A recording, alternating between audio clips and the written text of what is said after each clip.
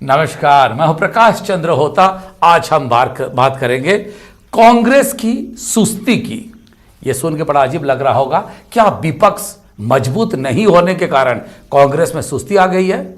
क्या बीजेपी की अगर हम बात करें तो बीजेपी जो हमलावर होने की कोशिश कर रही है, सड़कों में कम, सोशल मीडिया में ज्यादा दिख रही है। विपक्ष संगठित नहीं होने का फायदा क्या सत्तारूढ़ दल को मिल रहा है? मरवाही चुनाव आने वाली है, विपक्ष की क्या रणनीति है? क्या बीजेपी अभी तक जितनी भी प्रहार करने की कोशिश कर रही है दिखावा है या उसमें दम है? इन सारी बातों को लेकर दो प्रमुख राजनीतिक दल है, बीजेपी और कांग्रेस। उसी को लेकर आज हम बात करेंगे। हमारे साथ है 3 वरिष्ठ मेहमान। हमारे साथ है चंद्रशेखर शुक्ला, कांग्रेस के प्रभारी महामंत्री भी है, बड़े ओहदे पर बैठे हैं, प्रवक्ता भी रहे, प्रखर वक्ता भी है। चंद्रशेखर शुक्ला जी, आपका स्वागत है। संजय श्रीवास्तव, युवा नेताओं में बीजेपी के माने जाते हैं, वो भी काफी प्रखर वक्ता है। संजय जी, आपका भी स्वागत है। रवि भोई, जाने माने पत्रकार हैं, राजनीतिक विश्लेषक हैं। तीनों मेहमानों का बहुत बहुत स्वागत है। मैं चर्चा की शुरुआत करूंगा रवि भोई जी से। भोई जी, अक्सर ये बात उठता है कांग्रेस और बीजेपी के बीच में जब बात होती है तो अगर एक दूसरे के ऊपर प्रहार सही ढंग से हो तो शायद एक दूसरे सजग रहते। क्या विपक्ष यहां पे संगठित नहीं है? विपक्ष केवल सोशल मीडिया पर, और विशेषकर बीजेपी सोशल मीडिया पर ज्यादा दिखती है, ना कि सड़कों पर। क्या आपके आकलन है रवि भोई जी? देखिए होता जी, सोशल मीडिया तो एक बड़ा प्लेटफॉर्म है विपक्ष के लिए, तो उसमें तो एक्टिव रहना उनकी मजबूरी है। और बीजेपी का अब नया प्रदेश अध्यक्ष छत्तीसगढ़ को मिल गया है और ऐसे में अब उम्मीद की जा सकती है कि भारतीय जनता पार्टी सरकार के खिलाफ हमलावर होगी और सड़क पर लड़ाई लड़ेगी। एक कोरोना का संक्रमण भी आ गया जिसमें पार्टियां कुछ नहीं कर पाई। वर्चुअल रैली कर रही है बीजेपी और उसके माध्यम से सरकार पर हमला कर रही है। पर एक सवाल बड़ा है, क्योंकि जिस तरह से अध्यक्ष को लेकर यहाँ वहाफो की स्थिति रही, कई दिन तक अध्यक्ष की नियुक्ति नहीं हो पाई और भारतीय जनता पार्टी 14 सीटों में सिमटी होने के बावजूद जिस तरह से एग्रेसिव होना चाहिए, जिस तरह से एकजुट होकर सरकार के खिलाफ लड़ाई लड़नी चाहिए थी, वो नहीं दिखाई दे रही है। और बड़े बड़े मुद्दे आ रहे हैं, जिस मुद्दे को हाईजेक करना चाहिए वो उस तरह से नहीं कर पा रहे हैं। तो कहीं ना कहीं ये लगता है कि कांग्रेस के खिलाफ जो आक्रमण होना चाहिए बीजेपी का, तो बीजेपी के नेता एकजुट नहीं होने के कारण ये हो रहा है। दूसरी बात, बीजेपी के नेताओं को लगता है कि हम अपनी एनर्जी अभी क्यों वेस्ट करें, अभी तो चुनाव बहुत लेट है। इस वजह से कहीं ना कहीं कांग्रेस भी है, बीजेपी शांत है। जी भोई साहब, मैं फिर आ रहा हूं आपके पास। संजय श्रीवास्तव जी, लगभग आज से 10 साल पहले एक शब्द का प्रचलन था छत्तीसगढ़ में, सलवा जुड़ुम। बीजेपी और कांग्रेस के बीच में सलवा जुड़ुम हो रही है, यानी कि नूरा कुश्ती का एक प्रतिशब्द मान लिया गया था। क्या आपकी और कांग्रेस पार्टी के बीच में नूरा कुश्ती है? जिस दमखम सड़कों पर विपक्ष को दिखाना चाहिए वो क्यों नहीं दिख पा रही है? संजय जी।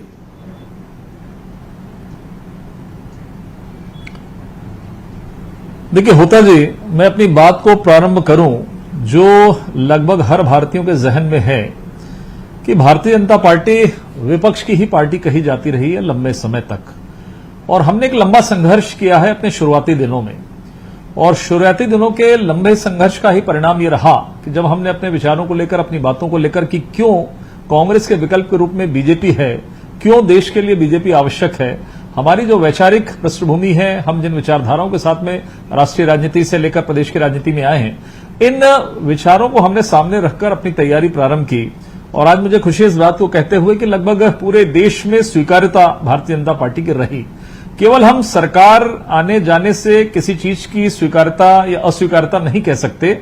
इसलिए मुझे ऐसा लगता है कि केंद्र के साथ साथ अधिकांश राज्यों में हम जिस मजबूती के साथ में खड़े हैं, ये हमारी देश के अंदर में स्वीकार्यता है, जो कि सरकार से कहीं ज्यादा जरूरी है कि हां, ये विचारधारा इस देश के लिए बहुत आवश्यक है।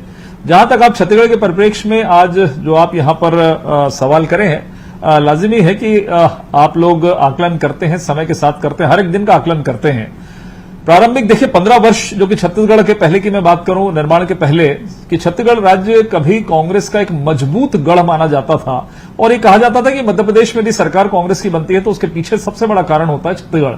लेकिन आपने देखा कि राज्य निर्माण के बाद जिस तरीके से हमने 15-20 वर्षों के अंदर में छत्तीसगढ़ में अपनी जड़ी मजबूती बनाई, तो आज 15 वर्ष तक हम सरकार में रहे। सरकारों को आना जाना लगा रहता है, इंडिपेंडेंसी, तमाम प्रकार के विषय हैं, लेकिन आज एक बार फिर से हम विपक्ष की भूमिका में हैं, इस बात को हम स्वीकार कर रहे हैं और लक्ष्य हमारा है कि हम सरकार के मुद्दों को सामने रखकर एक बार फिर से इस प्रदेश की जनता के लिए मेहनत करके हम सरकार पर आए और हमारे जो छोटे काम हैं उन संजय जी क्या केंद्र में आप कोरोना संक्रमण का समय होता जी, एक सेकंड सर। हाँ ठीक है, जी बोलिए सर, बोलिए जी। देखिए कोरोना संक्रमण का समय है और कोरोना संक्रमण के समय में इस बात को स्वीकार करना पड़ेगा। जी बोलिए आप। मेरा एक सवाल था कि क्या केंद्र में आप सत्तारूढ़ है और राज्य में विपक्ष में है, क्या इसका दिक्कत हो रहा है आपको? क्योंकि अगर कोई मुद्दा उठाते हैं, महंगाई, विपक्ष के लिए सबसे बड़ी मुद्दा है महंगाई। आप जैसे महंगाई बोलते हैं, कांग्रेस वाले खड़े हो जाते हैं, बोलते हैं 10 दिन में 10 रुपया पेट्रोल बढ़ा दिया। थोड़ा सा कहीं पे अपनी ही पार्टी के दिल्ली के निर्णय को यहां बचाव करना थोड़ा कठिन भी तो होता होगा। नहीं होता जी, ऐसा नहीं है, बल्कि हमारे लिए तो बहुत सरलता है कि देश के अंदर में हमारी एक लोकप्रिय सरकार है जिसने अपनी प्रामाणिकता सिद्ध करी वर्ष 2019 में और अधिकांश बहुमत के साथ में हम सरकार बनाए। आज एक और प्रदेश कांग्रेस का फेल्योर है, दूसरी ओर हमारी केंद्र सरकार की सफलता है। ऐतिहासिक कामों को इन्होंने किया है। कांग्रेस भले अपने राजनीतिक धर्म के नाते इस बात को नहीं कहे, तो मुझे लगता है कि हम केंद्र, जो हमारी सरकार है, केंद्र के जो अच्छे काम हैं उन कामों को लेकर, क्योंकि बीजेपी जो है, हम सकारात्मक और रचनात्मक कार्यक्रमों के माध्यम से भी पब्लिक में जाते हैं। हम केवल ऐसा नहीं कि हम विरोध प्रदर्शन करें, इसलिए हम जो अच्छे काम है उन कामों को लेकर भी, जैसे आपने देखा कि हड़कंप मची कांग्रेस में कि भाई हम अपनी उपलब्धि को लेकर जा रहे हैं, कांग्रेस में तकलीफ है। हम वर्चुअल रैली के माध्यम से अपनी उपलब्धि को बताना चाहते हैं, कांग्रेस में हड़कंप है। वर्चुअल रैली का कॉन्सेप्ट, अर्थात आम कार्यकर्ताओं से और आम जनता से किस तरीके से हमेशा जुड़े रहे किसी भी विपरीत परिस्थितियों में, ये कोरोना संक्रमण ने, बीजेपी ने कर दिखाया कि हर कठिन परिस्थितियों में भी बीजेपी आम मतदाताओं के साथ में, आम जनता के साथ में है, कार्यकर्ताओं के साथ में है। ये हमने करके यहां पर दिखाया है। देखिए चंद्रशेखर शुक्ला जी, मैं चंद्रशेखर जी को भी चर्चा में शामिल करना चाहूंगा। शुक्ला जी, मेरा एक सवाल है आपसे। केंद्र में अगर ये केंद्र का तारीफ करते हैं तो आप सीधा केंद्र पर हमला करते हैं, आप राज्य बीजेपी पर कभी भी हमला नहीं करते। आप हर वक्त जब भी कहते हैं सीधा नरेंद्र मोदी से आपकी बयान शुरू होती है, पूरे कांग्रेस पार्टी की। ऐसा क्यों है?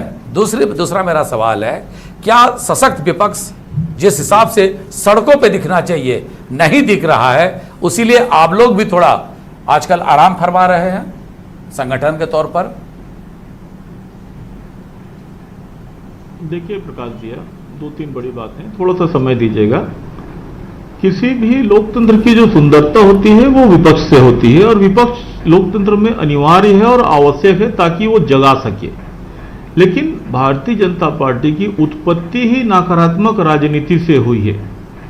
वो कभी ये पार्टी मुक्त, कभी वो पार्टी मुक्त की बात करते हैं, जबकि मैं कहता हूं कि विपक्ष लोकतंत्र की सुंदरता है। एक प्रश्न आपने कहा कि आप सीधे केंद्र में क्यों जाते हैं। दुर्भाग्य यह है कि भारतीय जनता पार्टी के अंदर, चाहे पूर्व में देखें चाहे वर्तमान में देखें, पहले सिर्फ अटल जी थे और आज 1 से लेकर 100 तक सिर्फ मोदी जी। इसके अलावा निचले स्तर पर कोई भी कुछ भी नहीं है। संजय भैया ने कहा कि पहले कहा जाता था मध्य प्रदेश शासनकाल में कि कांग्रेस की सरकार छत्तीसगढ़ में बनती, ये सत्य है। और इस 15 साल के दरमियान यदि छत्तीसगढ़ में भारतीय जनता पार्टी की सरकार रही तो वो अमर बेल की तरह ही, जो हमारे आंतरिक गुटबाजी, आंतरिक लड़ाई, आंतरिक परेशानियों की वजह से सत्ता में आई, चाहे 2003 के कुप्रसंग हो, चाहे 2008 की लड़ाइयां हो, चाहे 2013 का झीरम घाटी हो, भारतीय जनता पार्टी अमर बेल है। या सीधे आसान शब्दों में कहूं तो रायपुर का स्काई वॉक है जिसका नीचे कोई आधार नहीं है। इसलिए ये विरोध कर पाने की स्थिति में नहीं। और इनका वर्चुअल रैली तो हमारे पोगो चैनल और कार्टून चैनल के समान बड़ा लोकप्रिय हुआ है। लोग पूछ रहे हैं कि 20 लाख करोड़ का पैकेज कहां गया। कोरोना काल में पूरी भारतीय जनता पार्टी, भैया मैं एक शब्द पूरा कर लूं, 20 लाख करोड़ का पैकेज कहीं नजर नहीं आया। 5 करोड़ लोगों को ये खाना खिलाने वाले थे, वो कहीं नजर नहीं आया। इनकी वर्चुअल रैली मजाक का विषय बन गई है। ये अमर बेल लोग हैं और दूसरों के सहारे जीने खाने पनपने वाले लोग हैं। इनसे क्या अपेक्षा करूं मैं कि ये क्या विरोध करेंगे, और इसीलिए हमारी मजबूरी हो जाती। और वर्चुअल रैली में क्या बताते हैं ये कि कैसे 10 रुपये बढ़ा दिया, कि पीएम केयर का हिसाब हम नहीं देंगे, कि 20 लाख करोड़ का मजाक है, कि कोरोना कैसे हमने देश में फैला दिया, और वंदे भारत के को इन्होंने कोरोना भारत बना दिया। ये क्या बताएंगे ये वर्चुअल रैली में? शुक्ला जी मेरा एक सवाल है, शुक्ला जी मेरा एक सवाल है आपसे कि आपने जिक्र किया कि ये स्काईवॉक टाइप के है। स्काईवॉक जब पिछली सरकार में थी, आप लोगों ने उसको पुरजोर नारा लगाए थे तोड़ने का, पर आपके सरकार आई तो आपने तोड़े नहीं। तो क्या बीजेपी को भी, जो बीजेपी का अगर कोई जुमला है, अगर वो मेरा शब्द नहीं है, कांग्रेस का रहता है कि जुमला है, तो उसको आप जानबूझ के बचा के रखते हैं स्काईवॉक टाइप का, ताकि दिखा सके ये प्रतीक है। निश्चित तौर पर मैं तो निश्चित तौर पर मेरी पार्टी क्या चाहती मैं नहीं जानता, लेकिन मैं तो चाहूंगा कि स्काईवॉक भारतीय जनता पार्टी के भ्रष्टाचार का जो नमूना है आजीवन खड़ा रहे, ताकि लोग आते जाते इस बात को महसूस कर सके कि कैसे इन्होंने प्रदेश की जनता का का पैसा का दुरुपयोग किया है और मजाक बनाया है स्काईवॉक जैसे तमाशा बना के। जी जी जी जी देखिए होता जी सत्तारूढ़ में जो बैठे हैं वही विपक्ष पर आरोप लगा दिए। क्रम से मैं एक जवाब दूंगा। उन्होंने अपनी, ठीक है जी बोलिए। तो सत्ता पक्ष की सबसे बड़ी कमजोरी है या होता जी। मैंने तो विपक्ष की तारीफ की कि लोकतंत्र की सुंदरता पर आप गायब हैं, नदारद है, सेठ हैं, आपके लोग सेठ हैं हमसे। जी जी जी जी जी जी जी मैं आ रहा हूँ शुक्ला जी। अरे शुक्ला जी आ रहा हूँ ना। हाँ आइए, स्वागत विषय पर स्वागत। आपने कहा कि स्वागत वो सुंदरता होती है। एक मिनट सर, एक मिनट।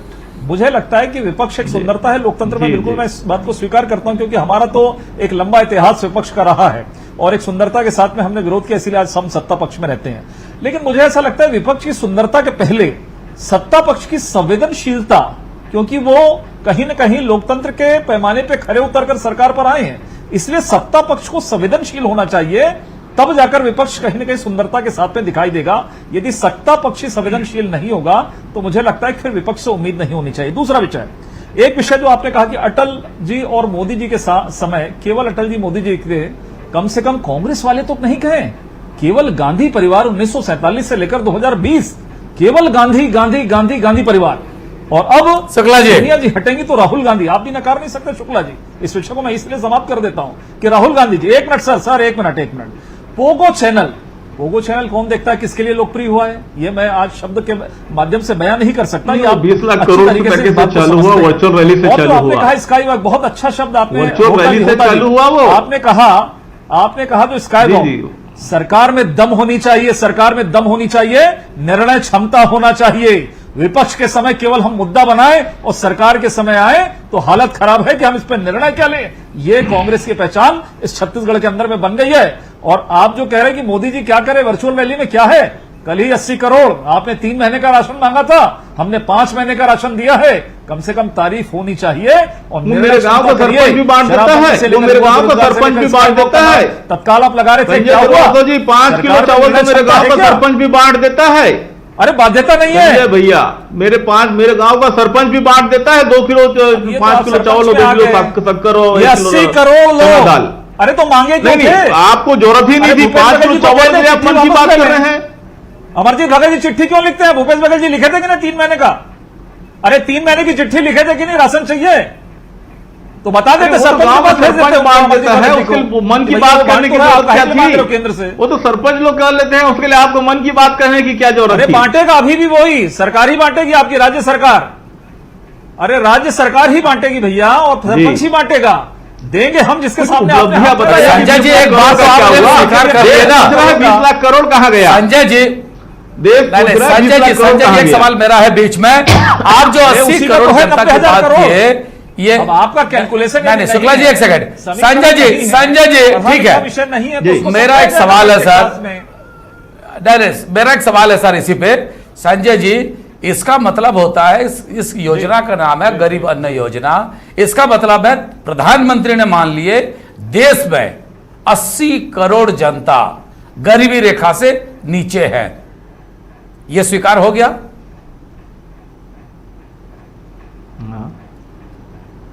देखिए होता जी, आज जब कोरोना संक्रमण का समय है तब गरीबी रेखा की रेखा को परिभाषित करने की आवश्यकता नहीं है। आज जो राज्यों के अंदर में जो आवश्यकताएं हैं, वो वैसे तो हम कहेंगे कि 30,000 करोड़ मांग रहे हैं, मतलब राज्य सरकार समाप्त हो चुकी है, दिवालियापन निकल चुका है। 18,500 करोड़ इसने कर्जा लिया 1.5 साल में, मतलब दिवालिया निकल गया भूपेश बघेल जी की सरकार का। तो आज के समय में हमको इस तरह 50,000 कहते हैं हम लोग शपथ ग्रहण के समारोह बीच में, ये भी संवैधानिक काम है, बट मैं चर्चा को फिर से वापस लाऊंगा। बात करेंगे रवि भोई साहब से। भोई साहब, जिस हिसाब से ये सारी बातें हम कर रहे थे, बातों को लेकर हम कई बातों पे ये सवाल उठ रहा था कि कौन आखिर मजबूती से बात उठा रहा है। कांग्रेस कह रही है कि विपक्ष को आपको जिस हिसाब से सम्मान देना चाहिए वो सम्मान आप नहीं दे रहे हैं, ये कांग्रेस का कहना है। वो केंद्र के परिप्रेक्ष्य में भी कहे, क्योंकि अभी तक उन्होंने लीडर ऑफ ऑपोजिशन, नेता प्रतिपक्ष का जिस तरह से बुलाना चाहिए, सम्मान देना चाहिए और पथ निर्धारित करना चाहिए, वो नहीं हो पा रहा है। भाई साहब, आपको क्या लग रहा है इसका फायदा सोशल मीडिया में? मैं फिर वही सवाल पूछ रहा हूं, सोशल मीडिया एक माध्यम हो सकता है, पर शक्ति प्रदर्शन का माध्यम सोशल मीडिया नहीं है, वो हर वक्त सड़क होता है। 3 महीना 4 महीना से कोरोना है, उससे पहले का भी मौका मिला था। मुद्दों को जैसे आप कह रहे हैं भुना नहीं पाई बीजेपी, क्या इसी का फायदा कांग्रेस को आगे भी मिलता रहेगा, क्योंकि बीजेपी अपनी बातों पे उलझी हुई है? क्या लग रहा है आपको बोई साहब? देखिए होता जी, प्रजातंत्र में विपक्ष ऐसा माध्यम है जिसके दबाव में सरकार अपने निर्णय लेने में या कदम उठाने में सोच समझकर फैसला करती है या सही कदम उठाती है। यदि विपक्ष कमजोर हो या आक्रामक नहीं हो तो फिर सत्ता पक्ष भी सुस्त हो जाता है, या उसको एक रहता है ठीक है हमारा सब कुछ चल रहा है। तो जब तक विपक्ष आक्रामक नहीं होगा, चाहे केंद्र में हो चाहे राज्य में हो। अब जैसे पेट्रोल डीजल की कीमत है तो कांग्रेस ने पूरे देश भर में हंगामा किया या धरना प्रदर्शन दिया, बीजेपी ने एक बेरोजगार के आत्मदाह की कोशिश को लेकर यहाँ किया। तो इस तरह के करते रहते हैं। लेकिन छत्तीसगढ़ की जहां तक बात कर रहे हैं, भूपेश बघेल की सरकार को 2.25 साल हो गया। कई मुद्दे हैं, कई घोषणा पत्र में कई चीजें रखी गई थी जिसका पालन हुआ नहीं हुआ, या जो काम हो रहे हैं उसको लेकर जिस तरह भारतीय जनता पार्टी को आक्रामक होना चाहिए वो नहीं हो पा रही है। जैसा कि संजय जी ने कहा कि भारतीय जनता पार्टी हमेशा विपक्ष की राजनीति करती रही है। पहले कहा जाता है जब सरकार आई थी तो भारतीय जनता पार्टी को विपक्ष में होने का या जिस तरह का रोल होता था वो विपक्ष में रहने का, लेकिन क्या सत्ता में रहते रहते भारतीय जनता पार्टी का रुख सत्ता से जैसे हो गया एक सत्तारूढ़ दल जैसे विपक्ष में आने में उनको समय लगेगा। तो ऐसा लग रहा है कि ये जो पीरियड रहा 2.25 साल का, मैं दूसरे स्वरूप से लो भोई साहब जी, भोई साहब, कहीं ऐसा तो नहीं है, कई ऐसे नेता बीजेपी में थे जो सत्ता से उनका झगड़ा था या वो विपक्ष में थे, वो भी जिस हिसाब से प्रहार करना चाहिए, बीजेपी के नेता की बात कह रहा हूं, वो भी नहीं दिख रहा है। मैं कहीं नहीं कहता कि अनावश्यक प्रहार करे, पर कई नेता थे जिसका नाम शायद वो खुद ही ले ले, पर जिस हिसाब से नाम लेना नहीं चाहता मैं, पर आप भी जानते हैं, सब लोग जानते हैं, इवन मंत्रिमंडल में भी ऐसे सदस्य थे जो उस वक्त के रमन सरकार को विरोध करते थे, वो भी मुखर क्यों नहीं है?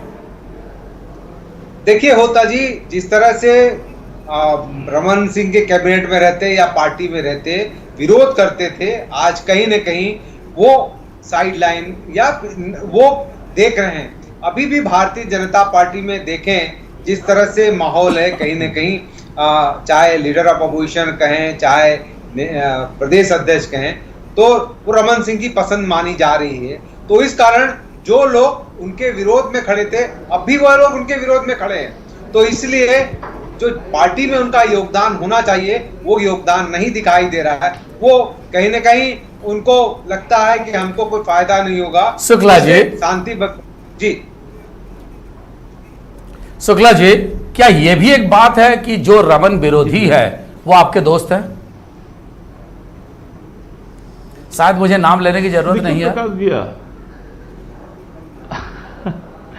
देखिए, कांग्रेस के द्वारा जनहित में जन लोकप्रिय जो कार्य किए गए हैं उसके सामने भारतीय जनता पार्टी किम कर्तव्य मूढ़ हो गई है। उनके पास विचार, व्यवहार, आचार और संघर्ष के मुद्दे ही नहीं मिल पा रहे हैं। और दूसरी, इतने छोटे छोटे गुटों में अस्तित्वहीन लोग के भी गुट है भारतीय जनता पार्टी के अंदर, और इतनी नूरा लड़ाई है, इतना वहाँ जो उनके उसमें हमाम में जो बोलना चाहिए, जो इतनी लड़ाइयाँ चल रही हैं, जिसको लेके भारतीय जनता उबर नहीं पा रही। मैंने पहला एक लाइन कहा कि अमर बेल में टिकी हुई सरकार है और ये दूसरों के सहारे पनपी बली बढ़ी है।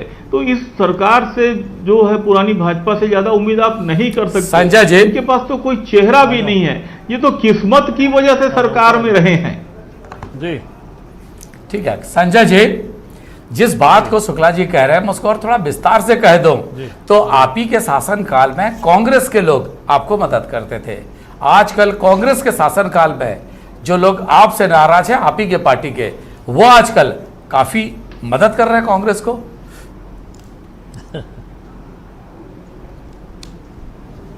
देखिए होता जी, ये कांग्रेस का चरित्र है जिसके बारे में आपने बयान दिया है, वो एक कांग्रेस का हमेशा से चरित्र रहा है, तो कांग्रेस के लिए फिट बैठता है, इसमें कहीं दिक्कत की बात नहीं। मैं दो तीन चीजों में जल्दी कौन सा वाला जवाब दे देता हूं। मदद लेना या मदद देना? सर, मदद लेना या मदद देना? क्या क्या कह रहे संजय जी, संजय जी, संजय जी, देखिए संजय जी, मैं मेरा आप कांग्रेस आप मेरे ऊपर छोड़ दिए। कांग्रेस सर एक मिनट कांग्रेस सत्ता प्राप्त करने के लिए किसी भी स्तर पर जा सकती है, दे भी सकती है, ले भी सकती है, सब कुछ कर सकती है।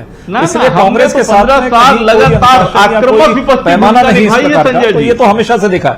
सर एक मिनट सर, एक मिनट देखिए सर, ये 1.5 वर्षों में ये पहली ऐसी सरकार है। संजय जी, एक शुक्ला जी, एक सेकंड, संजय जी बोलते हैं 10 सेकंड, हम आखिरी पे हैं। नहीं चाहिए सर जल्दी बोले सर, टाइम हो गया सर, संक्षेप में। जी जनता 1.5 वर्षों में ये पहली ऐसी सरकार है जो जनता का अप्रिसिएशन नहीं और ये ले सकती है।